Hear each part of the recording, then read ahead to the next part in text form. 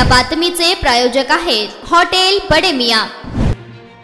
सोलापूर हे खेडे असल्याच्या वक्तव्यावरून भाजपच्या 2 आमदारात चांगलेच शाब्दिक युद्ध रंगल्याचे पाहायला मिळाले, तर भाजपचे आमदार सुभाष देशमुख आणि दुसरे आमदार विजयकुमार देशमुख यांच्यात वाकयुद्ध रंगल्याचे पाहायला मिळाले।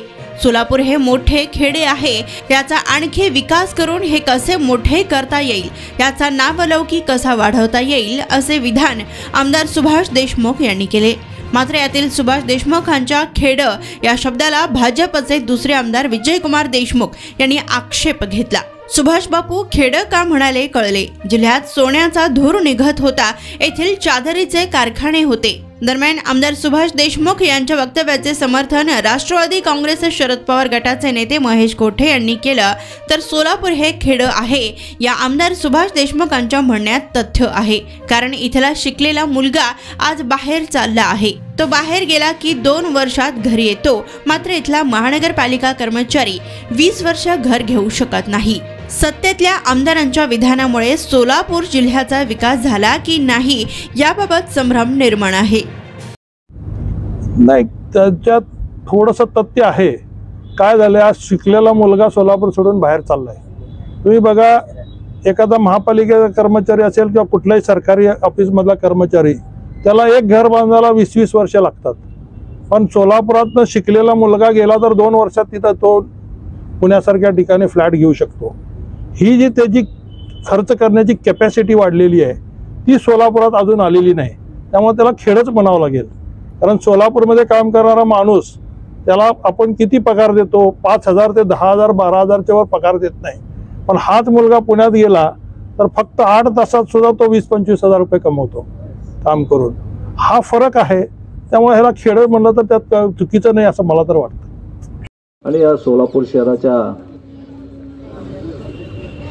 विकासासाठी, उन्नतीसाठी आणि या इथला सोलापूर शहर हा एका काळी सोन्याचा धूर निघणारा शहर होता। अनेक मोठमोठे कारखाने, मोठमोठ्या कापड उद्योग हा सोलापूर शहरानंतर चादरचे मोठ्या प्रमाणात कारखाने इथं सुरुवात झालं आणि या चादरचे कारखाने जगभरात प्रसिद्ध होते। सोलापूर शहर बापूंनी का बरं खेडेगाव म्हणलं असं मला कळलं नाही, देहात म्हणले मला असं कळत नाही बापूंना असं का म्हणून वाटलं। कारण बापू गेले 2दा खासदार होते, 3 टर्म झालं आमदार आहेत आणि या शहराचा विकास करणं हा आमच्या सगळ्या लोकप्रतिनिधीचं काम आहे, आपल्या सगळ्याला सोबत घेऊन, आणि त्यासाठी आम्ही सातत्यानं कटिबद्ध आहोत। मगाशी बोलताना सांगितलं की सोलापूर शहराचा विकास उद्योगधंद्यामध्ये होण्यासाठी असोसिएशन त्यांच्या बरोबर राहील।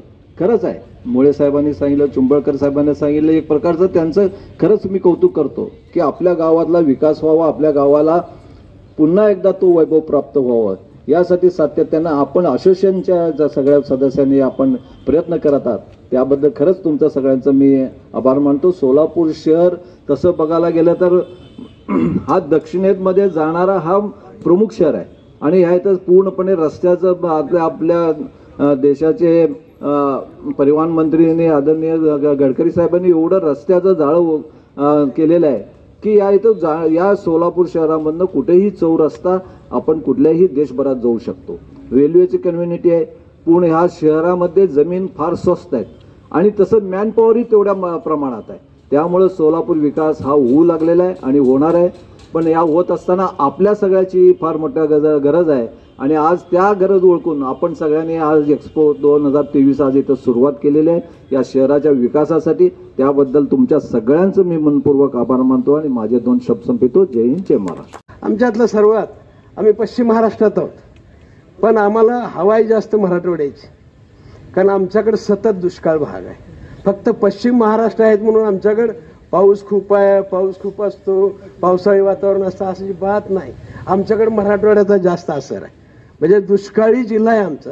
आणि म्हणून मला असं वाटतं की आपण जरा रेड्डी साहेबांना सांगितलं तर सोलापूर जिल्हा हे पालक घेतील आणि विशेष काहीतरी बीआयचं सुद्धा बीआयच्या तर्फे सोशल वर्क म्हणून, एक सामाजिक बांधिलकी म्हणून एक खेड, मोठं खेड हे कसं मोठं करता येईल, अधिक मोठं करता येईल आणि राज्यभरामध्ये आमचं सोलापूरचं नाव कसं करता येईल।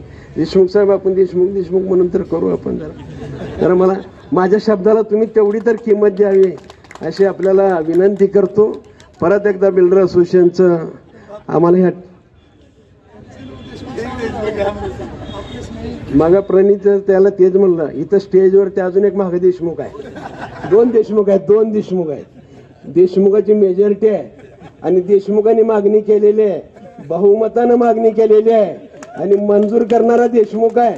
त्याच्यामुळे मला खात्री आहे सोलापूर जिल्हा पालकत्व घेते. मी परत एकदा बियांनी मला एक जुना सदस्य म्हणून मला इथे मान सन्मान दिला, त्याबद्दल मी तुमचं मनापासून आभार. तुमच्या सर्व कार्याला, तुमच्या मनातल्या स्वप्नाला आम्ही तिघही लोकप्रतिनिधी जे अपेक्षित आहे ते तुमच्या पाठीशी राहून खंबीरपणे उभा राहू एवढं शब्द देतो. धन्यवाद. जय हिंद, जय महाराष्ट्र.